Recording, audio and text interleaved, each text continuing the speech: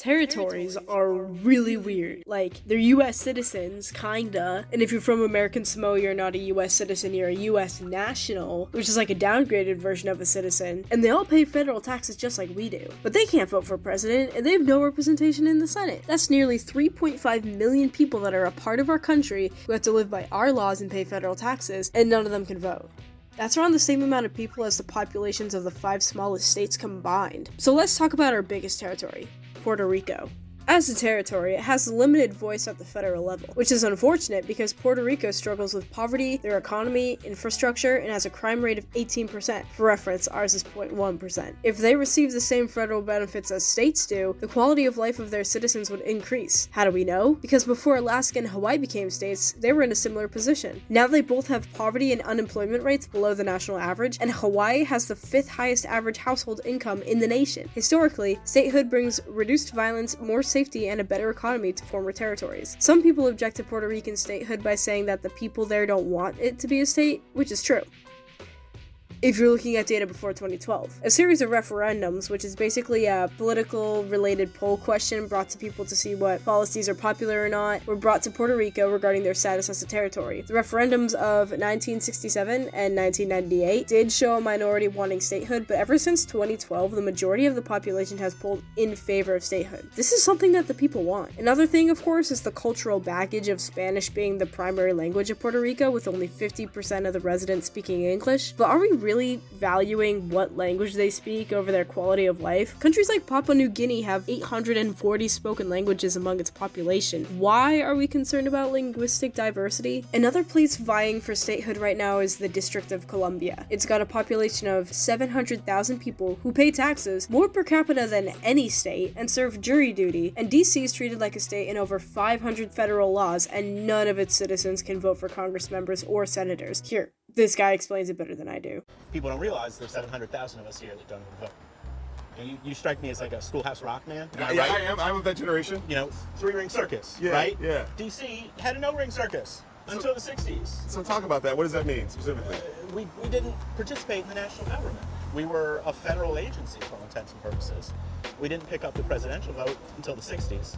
And we still don't have a vote in Congress. So we kind of have a judiciary ring, and we have the executive ring sort of since the 60s. Yeah. But there's nothing in the middle. Yeah. The Congress ring doesn't exist for us. The legislature. It exists for every other American in the country. And what is that? And we have to watch it happen. We walk to work past the White House, past the Capitol, where all this stuff's going down, and we're not a part of that. Yeah. But if we say we're from Washington, they say, oh, those jerks in Congress.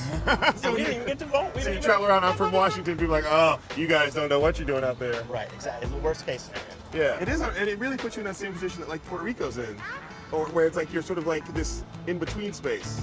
But, I mean, we pay the same taxes as anyone else in America. Yeah. But we don't have to vote on the budget passage of the taxes that we pay. Wow. And our sons and daughters go to fight and die in war. Yeah.